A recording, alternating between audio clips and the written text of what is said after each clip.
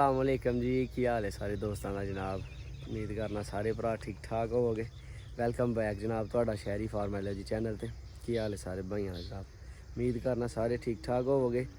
तो अज आपां बीजन लगे हैं स्टाला। शुक्र है अल्लाह दा चरी तो जान छुट्टी है। डंगर किते जनाब दुनिया ते आन दे। ऐ वेखो ये बिच किन्नी चरी है ही तो ववाहड़ी लभदी है भी तुहानूं फोटो पिछे। तो डंगर किते जनाब दुनिया ते आउण दे। तकरीबन डंगरां वाला तो कबाड़ा ही हो गया, जहर हो गया ही पट्ठियां च। ऐस जिते जिस थां च मैं खलोता ना इन्ना पानी ही ये खलोता नाल ओह परां नहर ही ऐ तोड़ी जनाब हर चीज़ भरच के ना ते पट्ठियां दे उत्तों दी पानी लंघदा ही पिया। ओहदी वजह तो जनाब जानवर भी बीमार हो गए ते कुछ समझ भी नहीं आउंदी। ते कल दा थां वाया ते जनाब थां दे विच बहुत ज़्यादा गंद है ते ओह आए हैं कड्ढन हूण। ऐ जनाब अपने ऐ राशद साहब ने। हाँ जी राशद साहब फेरो जनाब फेरो इन्हों चुकन वाली गल करो। मेरे ख्याल नाल वाहवा ही अज कबाड़ा हो जाना है। चंगी झुट्टी लगनी है। वो सारा ही देखो ढेरियां ही ढेरियां ने सारियां ही कड्ढनियां पैनियां ने। ते सवेर का टाइम है जनाब। रोटी भी नहीं खाधी अज सुत्ते मूंह उठ के इधर आ गया। फिर धुप्प निकल आनी फिर कम हो जाना ही खराब। तो अल्लाह खैर की करने साफ सूफ बिल्कुल पद्धरा कर गया तो फिर अज बीजने स्टाला इंशाल्लाह। तो शुक्र करन लगे कि जान छुट्टी है चरी तू इन्हें डंगर की लंब कट के रख छड़ी है यार। हाँ जी साहब साहब तुम इतने कितने हथ बन के खलो रहे हो। कड्डो दे नाल उत्ते राशद ते जिंदाबाद है। तुम भी जिंदाबाद होवो नाल। झरना लिया ना उथों खिच के लिया चरना उत्ते रख यार।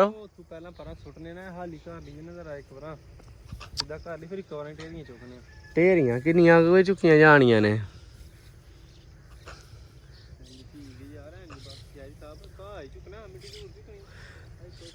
मिट्टी चुकोगे घाह तुहां क्यों चुकना बस भाई। सारियां ढेरियां बदरियां करो एक जियां। 9 कनाला थां है जनाब। ए पिछले साल भी इत्थे पीना पै गया इत्थे भी लाई ही मूंजी ते जनाब भड़ोला ना जराशद जिन्ना जिन्ना भोड़ा है ना ऐनी उत्तों वड्ड गया। और जनाब वो जाब पिया ना वो फिर मुंड वड्डे फिर दातरी ना सारे। वो जनाब मुंड वड्ड के ना दातरी नाल ते मुड़ मुंडू जनाबे वाला फिर कम्म सारा शुरू किया। पिछली बार ते अखीर ही जलालत प्रोग्राम बनया ते ऐतकी भी उही प्रोग्राम है। ऐ वेख गंद किन्ना के बिच इहदे च स्टाला की उगना ते की नहीं सानू तो कोई समझ नहीं लगती। फिर भी चलो अल्लाह खैर की ते वेखने ऐ अपना जनाब 2 किल्लियां दा टाके 2 किल्ले स्टाला बीजना इत्थे अल्लाह खैर रखी ना। तो फिर मालदारी की खरीदारी शुरू करांगे। ए 1 महीना तकरीबन 9-10 मझां रखनियां ने। तुसीं स्टाला आएगा ना इंशाल्लाह ताला 16 किलो 16 17 20 मझां इंशाल्लाह ताला रखांगे।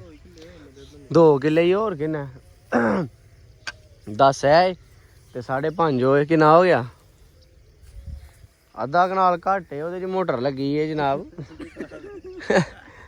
10 मरले घट्ट आया मैं बन्ना वेखो छड्डिया बिचों ए कनाल ते बन्ना ही बन जांदा। बड़ा चौड़ा राह है तकरीबन 4 फुट दा। खोती रेड़ी सकून ना लंघ जांदी है। एक टायर नहर चला के ना एक टायर नहर चला के लंघ जाती आराम सकून। राशद नंगाई है कदी नहीं निरीखो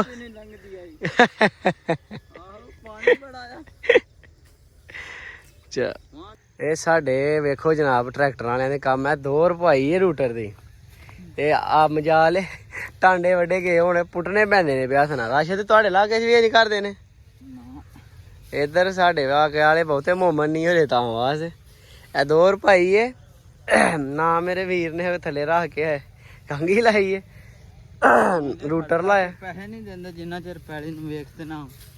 इत्थे वेख लै तेरे सामने ही हाल है। मर थां चले आ सवेर दे पता नहीं हो वेखो ढेरियां किन्ना कि जनाब बंदियां ने सवेर दा कड्ढ छड़िया।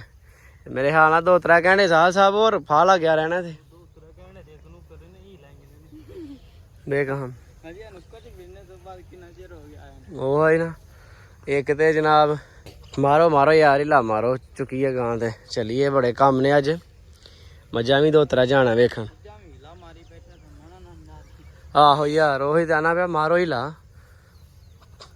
ਵੈਸੇ ਤਾਂ ਉਹ ਉੱਥੋਂ ਤੱਕ ਰਹਿ ਗਿਆ ਬਸ ਉਹ ਸਾਹਮਣੇ ਤੱਕ ਚਲਾ ਦਿੱਤੀ ਰੱਖ ਬਸ ਚੰਗਾ